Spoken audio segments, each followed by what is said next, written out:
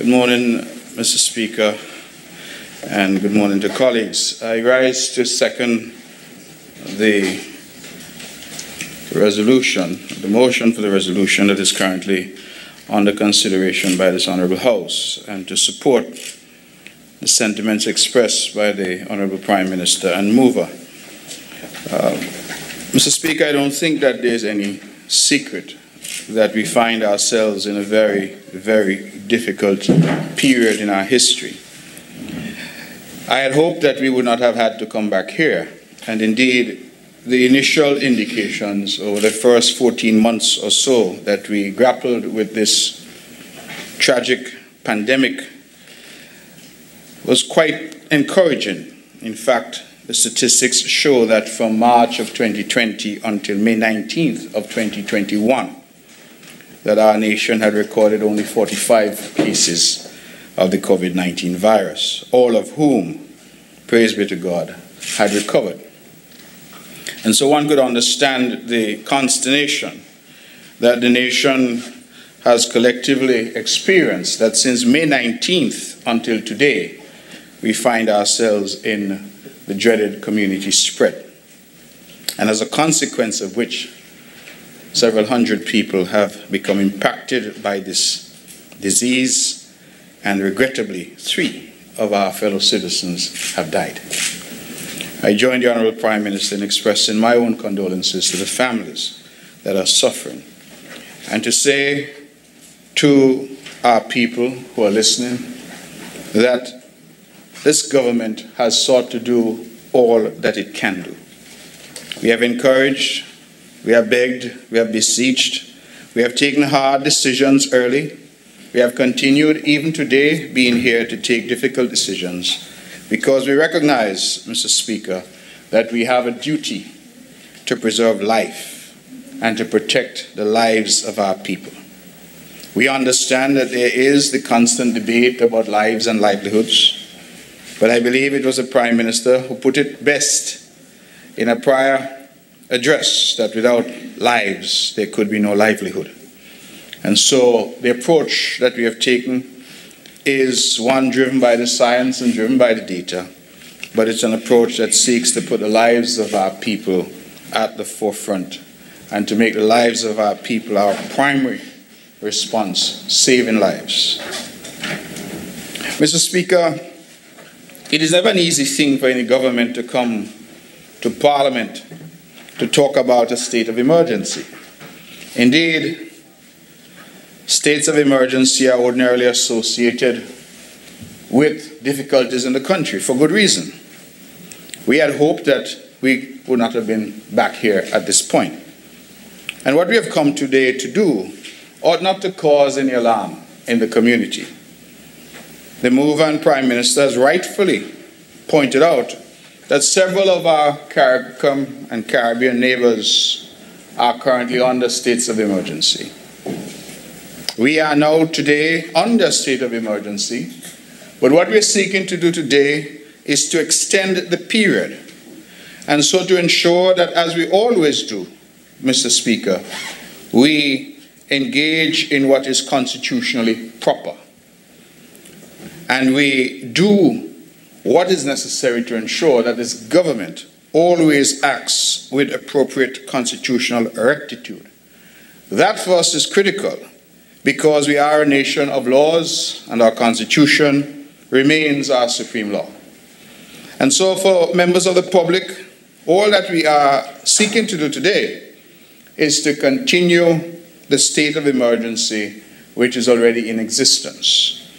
Under the Constitution, and as recited in the resolution on the debate, the Governor-General can declare a state of emergency only for a period of 21 days. Thereafter, it can only be extended by resolution in this Parliament. We could have waited for the 21-day period to be nigh before we came to the House, but it was the wisdom of the government that we come now, today. And we seek to extend until December of this year, the 31st day of December, which would constitute a 6-month extension. I believe that it is appropriate to reiterate that we could have extended for 1 year. under the relevant provisions of the Constitution. But again, we have come to seek a 6-month extension. I used the language of alarm earlier, and I go back to that language because we understand that some members of the public naturally hear state of emergency and they become alarmed. But I believe that all of us should understand that this is merely a constitutional mechanism to ensure that everything done in terms of keeping our people safe, curfews, the relevant provisions, stay-at-home orders, and the like, that they accord with law, and that they have the full backing of the Constitution and of the laws of St. Kitts and Nevis, which is a country founded on law and a country where the rule of law is paramount. I would wish to go on record in my very brief statements in support of this measure to applaud the Attorney General who's here and those in his office who have worked diligently to bring us to this point, and the advice that has been given, which has guided us and ensured that we have remained within the 4 walls of our Constitution. And I would also say a word to celebrate those who have been on the front line from day one, Mr. Speaker. I have in mind Mr. Abdius Samuel, Dr. Cameron Wilkerson, Dr. Hazel Laws, our CMO. I have in mind over in Nevis, Dr. Judy Nisbet, who heads the local task force there, and her team. I have in mind all the members of the task force on Nevis and St. Kitts, our Minister of Health who's here, our Junior Minister of Health on Nevis, all the functionaries who have really been at work since March of last year. And when I say at work, I mean at work 24 hours a day, 7 days a week.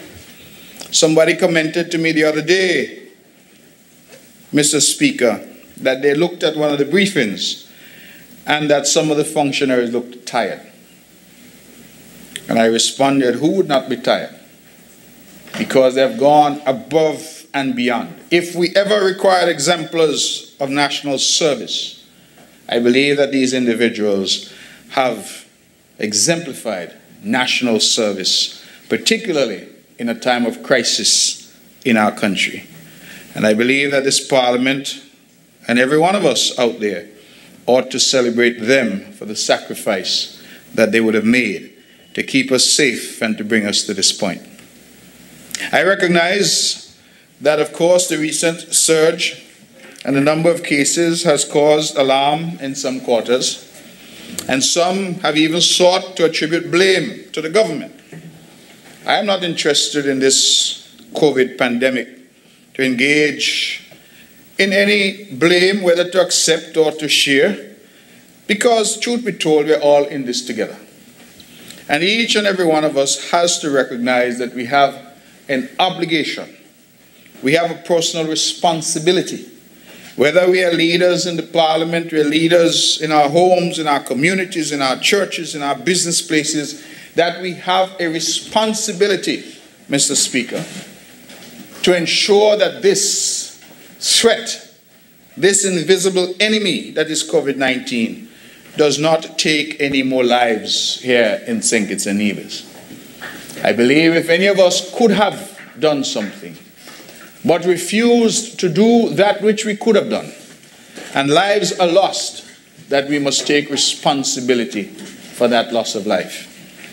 On our side, we have sought to do what we can. We have spoken. In fact, a young person told me the other day that every time they hear us and government speak, we can't speak a sentence without saying vaccine or COVID. And that is perhaps as it needs to be, because we are in the midst of a crisis. And we recognize, all of us, that the only way that we will be able to emerge on the other end, the only way we will get to that light at the end of this dark tunnel, is for our people to act responsibly, our people to adhere to the protocols that have been so ably established and that have kept us safe until now, and that our people go out and get vaccinated. We recognize, Mr. Speaker, that this issue of vaccination has caused much debate and even consternation in our community. We recognize that there are many pundits and pontificators. We recognize that many who have not spent a day behind the schoolhouse door are now experts on vaccination, experts in medicine, experts in science. We recognize that there are influencers in the community who have sought at every stage to dissuade people from going out and getting vaccinated. I say with full confidence that every member of this parliament and every member of this gallery has been vaccinated. All of us have at some point in our lives been vaccinated against polio, tuberculosis, measles, mumps, rubella. I believe that there are some medical doctors in here, and I would suspect that they themselves have administered vaccines to their patients over the years. It therefore is, on some level, concerning that this vaccine, which as we know was developed after the world's resources were thrown at this problem, that this vaccine would be met with such scorn and derision in some quarters. I share the Prime Minister's view that the best vaccine is the one that's available. It would be a very dangerous thing for us to say that we are waiting for a vaccine to come when we know not when it might come. Because as I said elsewhere, and I say here again today, Mr. Speaker, while we wait, COVID is not waiting. While we pontificate, COVID is not pontificating. And while we posture and pretend, COVID is neither posturing nor pretending. COVID has come, and COVID has come to kill. Those words may be harsh, some have criticized my language, but that is the reality. And St. Kitts and Nevis now has 3 individuals who have paid the ultimate price because of this disease. The days, I believe, of delay and debate and nice fireside chats and radio programs discussing the pros and cons, the merits and demerits, I believe that those days must now be over. And that our people now must take that personal decision and that personal responsibility to go out and get their vaccine so that they can have the best chance of surviving this pandemic and allowing our country to restore itself to some sense of normalcy. I promised that I would have been brief. I do not intend to tarry much longer. I end, Mr. Speaker, by reminding us that we are here today for a simple constitutional mechanism to ensure that we in the Parliament, we in the government, and we in the country remain firmly within the 4 corners of our supreme law. And that the state of emergency proclaimed already, and we hope with the unanimous support of the Parliament to be extended today, that ought not to cause any alarm, because it is merely to allow us the necessary latitude to do all that we need to do to keep our people safe. In terms of this pandemic, which we have not seen the likes of for 100 years, I believe the evidence will show that this government has behaved responsibly at every step. It is not to say that every decision people will agree with, but I believe we have behaved responsibly at every step. And we have listened to the experts, and we have implemented protocols and provisions that they have advised us to do. I would urge, therefore, all of us in this honorable House, those in government and those on the opposition benches, to support with one accord not only the resolution, but the effort, which is a national effort, the effort to keep our people safe in our villages and in our communities, the effort, Mr. Speaker, to restore our country to that land of beauty that we all love, and that land of beauty that we hope to see in better days ahead. With those few words, therefore, Mr. Speaker, I wish this resolution safe passage to this honourable House.